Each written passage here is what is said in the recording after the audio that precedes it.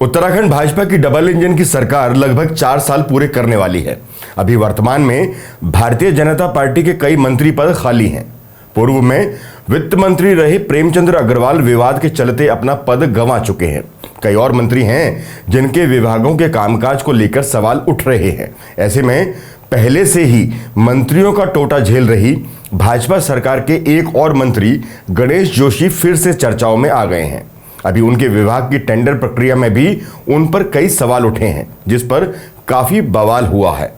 लेकिन जिस मुद्दे ने उनकी मुश्किलें सबसे ज्यादा बढ़ा दी हैं, पहले उस पर बात कर लेते हैं। अब चूंकि पहले से ही भाजपा की डबल इंजन की सरकार के कई मंत्री सवालों के घेरे में हैं और उस पर गणेश जोशी, जो भाजपा सरकार में कई अहम मंत्रालय संभाल रहे हैं, उनकी मुश्किलों में इजाफा होना तो चिंता का विषय सरकार के लिए है ही।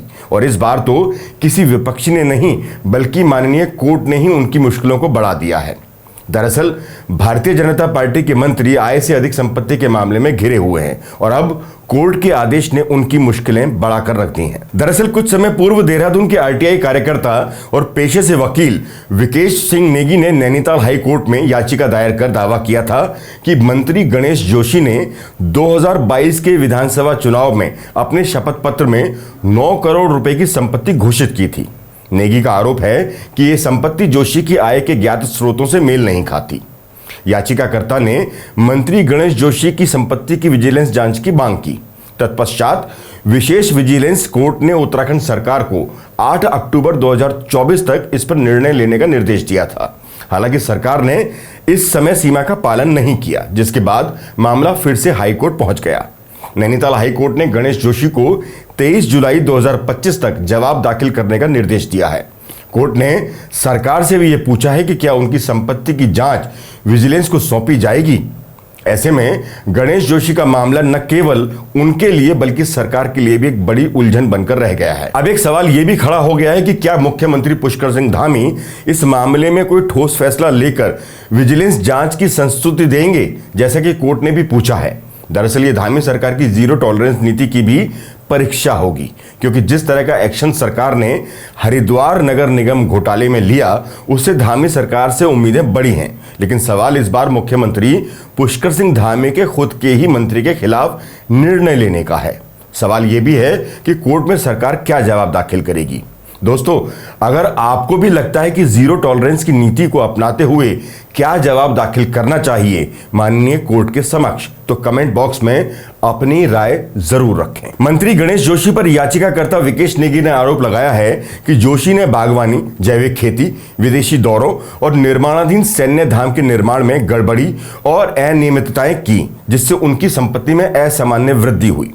गणेश जोशी ने 2022 के विधानसभा चुनाव में अपने शपथ पत्र में लगभग 9 करोड़ रुपए की संपत्ति घोषित की थी। इसमें चल और अचल संपत्ति दोनों शामिल हैं। 2018 में उनकी घोषित संपत्ति 3.19 करोड़ रुपए थी, जो 2022 में 9 करोड़ रुपए हो गई। ये वृद्धि आय से अधिक संपत्ति के आरोपों का आधार बनी। याचिकाकर्ता ने आरोप लगाया कि जोशी ने बागवानी विभाग, जैविक खेती और सैन्य धाम जैसे क्षेत्रों में सरकारी धन का दुरुपयोग कर संपत्ति अर्जित की है। याचिका के समर्थन में विकेश नेगी ने कैबिनेट मंत्री गणेश जोशी और उनके परिवार की संपत्तियों के ब्यौरे उपलब्ध कराए हैं। इन आंकड़ों का आधार याचिकाकर्ता ने 2022 के चुनावी हलफनामे को बनाया है। एक्टिविस्ट विकेश नेगी की माने तो 15 वर्ष में मंत्री गणेश जोशी की कुल कमाई 35 लाख होनी चाहिए थी, क्योंकि उन्होंने ना तो अपना कोई व्यवसाय किया है और ना ही खेती है। वैसे इस मामले में माननीय जोशी जी को अपने सहयोगी मंत्रियों से कुछ सीख लेना चाहिए था, जो मंत्री विधायक होने के साथ साथ उत्तराखंड के किसान भी हैं। मतलब ऐसा उन्होंने अपनी आय के स्रोतों में जाहिर किया है।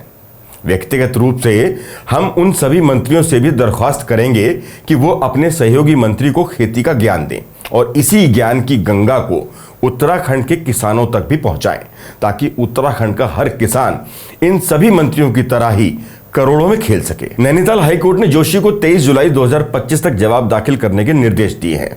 कोर्ट ने याचिकाकर्ता से भी प्रति उत्तर मांगा है। इन सभी मामलों पर मंत्री गणेश जोशी ने इन आरोपों को राजनीतिक साजिश करार दिया और कहा कि ये उनकी छवि खराब करने की कोशिश है। वैसे सिर्फ ऐसा नहीं है कि गणेश जोशी आय से अधिक संपत्ति के मामलों में ही विवादों में रहे हैं, बल्कि कई अन्य विवाद भी उनसे जुड़े हुए हैं। जोशी पर कई बार विवादास्पद बयान देने का आरोप लगा है। उदाहरण के लिए 2022 में उन्होंने कांग्रेस अध्यक्ष सोनिया गांधी और राहुल गांधी पर अमर्यादित टिप्पणी की थी, जिस पर उनका खूब विरोध हुआ। इसके अलावा 2022 में चारधाम यात्रा के लिए RT-PCR टेस्ट अनिवार्य करना उनका बयान विवादों में रहा, जिसे बाद में सीएम पुष्कर सिंह धामी के निर्देश पर खारिज कर दिया गया। एक और मामला है जो गणेश जोशी को विवादों में लेकर जाता है, वो है उद्यान विभाग का घोटाला, जो मुख्य रूप से 15 लाख पौधों की खरीद से जुड़ा है। इस मामले में आरोप है कि इन पौधों की खरीद करते समय कीमत से ज्यादा रकम अदा की गई, जो कि 70 करोड़ रुपए बताई जाती है। करोड़ों रुपए के भुगतान में सीधे तौर पर फर्जीवाड़ा पकड़ा गया है। इस घोटाले में शासन की जांच के साथ ही हाई कोर्ट के समक्ष दायर याचिका में घोटाले से संबंधित तमाम आरोपों को पुष्ट किया जा चुका है। हाई कोर्ट ने ही इस घोटाले की CBI जांच के आदेश दिए थे। वर्ष 2023 में भी चर्चित फल पौध खरीद घोटाले में CBI ने जिस नर्सरी के खिलाफ FIR कराई है, विभाग ने उसी नर्सरी को दोबारा फल पौध आवंटन का काम दिया है।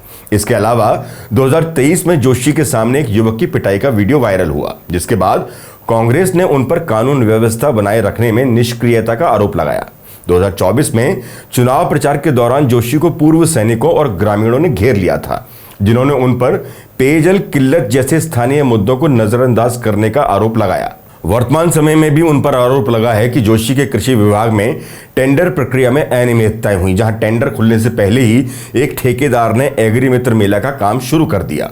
हालांकि जब इस मामले ने तूल पकड़ा तो सरकार ने यह मेला ही रद्द कर दिया। मेला रद्द होने से गड़बड़ी के आरोप को और बल मिला, जिस पर भाजपा प्रदेश अध्यक्ष महेंद्र भट्ट ने गणेश जोशी का स्टैंड लेते हुए कहा कि ऐसे मेले रद्द या एक्सटेंड होते रहते हैं। पर भाजपा अध्यक्ष से ना तो किसी सम्मानित मीडिया ने यह सवाल पूछा कि आखिर कैसे जिस काम को लेकर टेंडर निकलने में 2 दिन बाकी हैं, उस पर आखिर क्यों किसी ठेकेदार की तरफ से पहले ही काम शुरू हो गया। यकीनन उनके पास जवाब होता नहीं। वैसे अक्सर ही ये देखा गया है कि अध्यक्ष महेंद्र भट्ट मंत्रियों के बचाव के लिए ही जाने जाते हैं, खासकर उन मंत्रियों के मामलों में जिन मामलों में विवाद रहा है। खैर, पहले मंत्री प्रेमचंद अग्रवाल थे और इस बार मंत्री गणेश जोशी हैं। सवाल यही है कि भाजपा के एक के बाद एक मंत्री लगातार सवालों के घेरे में घिरते दिखाई दे रहे हैं, जिससे डबल इंजन की सरकार पर दबाव बढ़ रहा है। 2027 से पहले इस तरह के आरोप भाजपा सरकार को असहज कर रहे हैं। अगर समय रहते भाजपा सरकार इन सभी का जवाब नहीं दे पाई तो 2027 में कई नेताओं के साथ पार्टी की डगर जरूर मुश्किल में पड़ सकती है। इसलिए अब ये मुख्यमंत्री की जवाबदेही भी बन गई है कि वो अपने मंत्रियों पर लग रहे आरोपों की निष्पक्ष जांच करवाएं, ताकि सच सामने आए, और अगर कोई इसमें लिप्त है तो उस पर कार्रवाई भी होनी चाहिए। बहरहाल, अब गणेश जोशी मामले में कोर्ट में क्या होने वाला है, इस पर देहरादून से लेकर दिल्ली तक सबकी नजरें हैं, और उससे भी ज्यादा महत्वपूर्ण उत्तराखंड की जनता की नजरें भी हैं, क्योंकि संसाधन और पैसा आखिर है तो उत्तराखंड का ही। इस वीडियो पर आप जो भी सोचते हैं कमेंट बॉक्स में हमें जरूर बताएं। वीडियो अगर जानकारी से परिपूर्ण लगे तो लाइक और सब्सक्राइब जरूर करें। फिलहाल इस वीडियो में इतना ही। नमस्कार।